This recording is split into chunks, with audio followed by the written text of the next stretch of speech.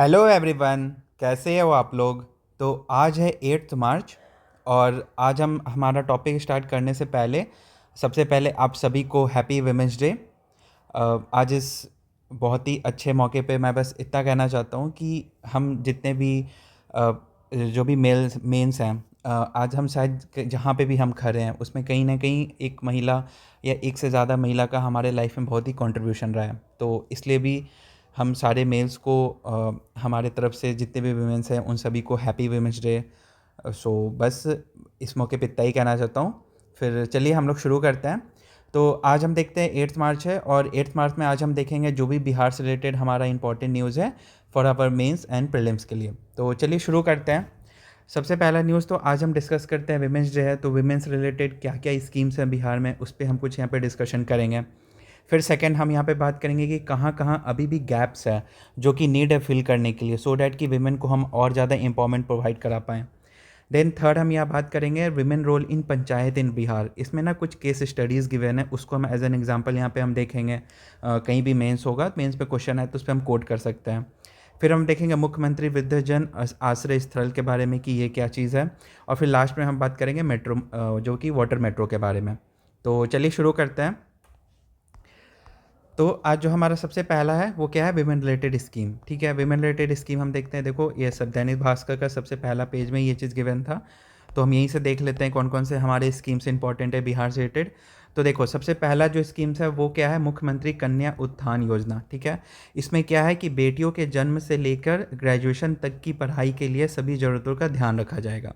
और इसमें देखो विभिन्न चरणों में दी जाती है 94,100 यहाँ की प्रोत्साहन राशि। ठीक है, तो आप सबसे पहले यहाँ पे ध्यान रख सकते हो मुख्यमंत्री कन्या उत्थान योजना। देन सेकंड हम अगर स्कीम की बात करें तो आप देखो मुख्यमंत्री बालिका साइकिल योजना, जिसमें कि क्या है कि सरकारी विद्यालयों में कक्षा 9वीं से पढ़ने वाली छात्राओं को साइकिल के लिए 3,000 का प्रावधान। ठीक है, और अब तक देखो 1,03,00,000 से अधिक छात्राओं को इतना मतलब कि राशि का वितरित कर दिया गया है। तो ये था हमारा, यहाँ पे आप देखोगे तो ये सेकंड स्कीम हो गया। देन हम थर्ड स्कीम की बात करते हैं तो यहाँ पे देखो मुख्यमंत्री बालिका पोशाक योजना, जिसमें कि हम क्या करते हैं कि कक्षा 1 से 12 तक की छात्राओं को पोशाक के लिए 600 से 1,500 का प्रावधान। और अब तक देखो 4,22,00,000 से अधिक छात्राओं को इतना राशि यहाँ पे प्रोवाइड करा दिया गया है। तो हमने कौन कौन से पहले तीन देखा, मुख्यमंत्री कन्या उत्थान योजना, जिसमें कि हम ग्रेजुएशन तक की पढ़ाई से रिलेटेड कुछ कुछ यहाँ पे हम उनको प्रोवाइड करते हैं बेसिक नेसेसिटीज़।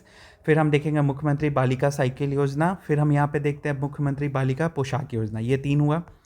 फिर अब आगे हम यहाँ पे देखते हैं।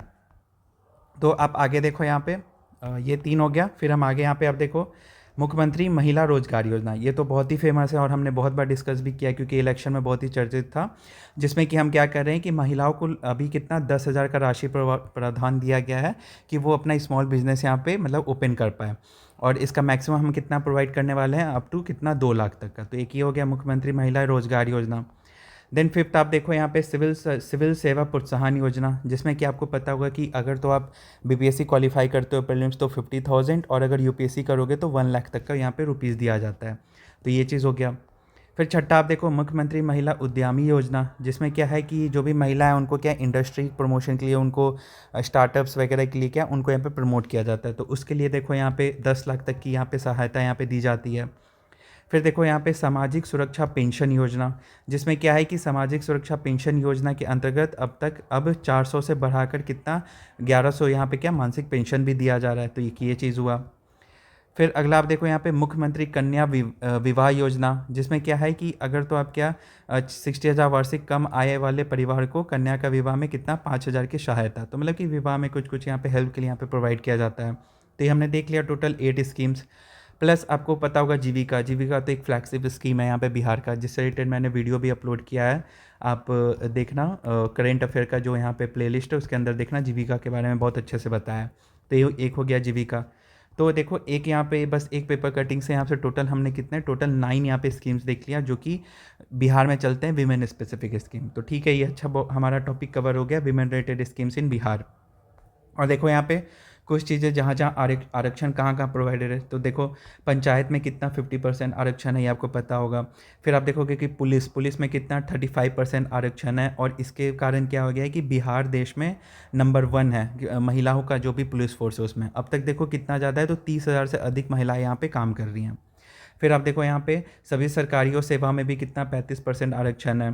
फिर देखो मेडिकल, इंजीनियरिंग और स्पोर्ट्स यूनिवर्सिटी में लगभग कितना 33% आरक्षण है। तो ये बहुत अच्छा, आप कहीं पे भी विमेन से रिलेटेड क्या क्या बिहार गवर्नमेंट ने स्टेप्स लिया है तो आप आरक्षण में यहाँ पे कोड कर सकते हो, 50%, 50, 35, फिर यहाँ पे 33 ऐसे करके।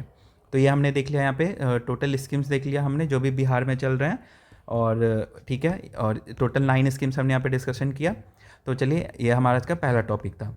अब बढ़ते हैं हम सेकंड, यहाँ पे जो हमारा न्यूज़ है, सेकंड न्यूज़ आप देखोगे तो अभी भी ये भी चीज़ पेपर में गिवन था कि कहाँ कहाँ अभी भी गैप्स है जो कि है ज़रूरत है उसको फिल करने का।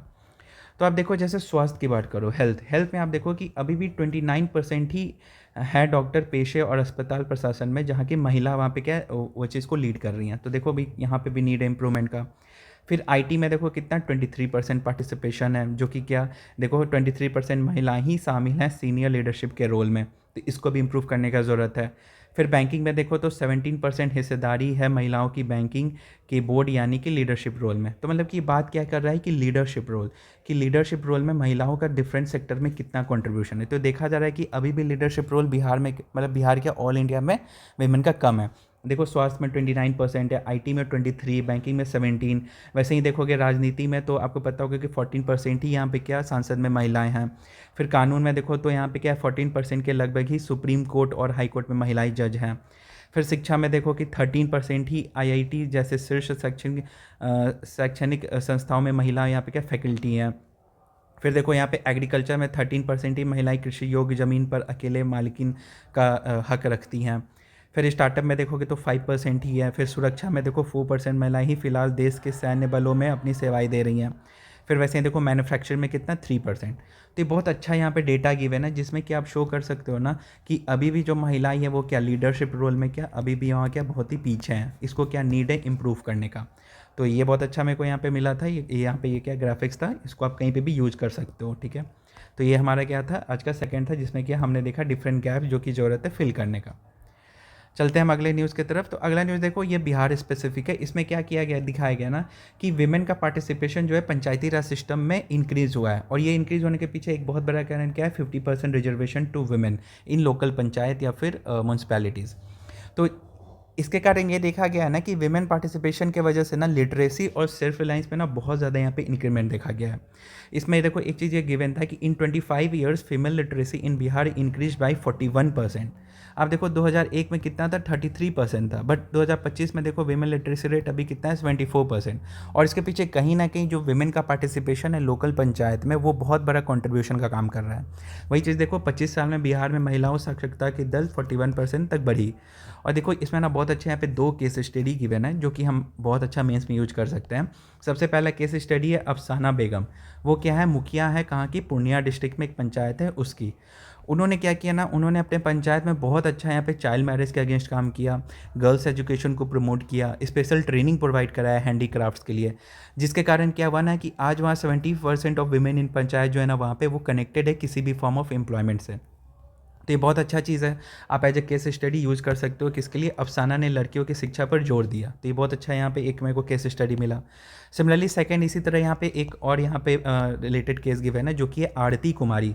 ये क्या है, ये पंचायत है यहाँ पे किसकी, सीतामढ़ी में एक पंचायत है मिथिलेश पंचायत, उसमें क्या है ये यहाँ पे मुखिया है। इन्होंने भी सेम काम किया, इन्होंने भी क्या चाइल्ड मैरिज को रोका, गर्ल्स एजुकेशन को बढ़ाया, ट्रेनिंग दिया हैंडीक्राफ्ट्स में, ये सब चीज़ें किया है। तो बस ये चीज़ यहाँ पे 2 केस स्टडी गिवन था। तो बहुत अच्छा, कहीं पे क्वेश्चन आए तो आप एक अफसाना आरती जी का ऐसे आप करके एग्जाम्पल केस स्टडी कोट कर सकते हो।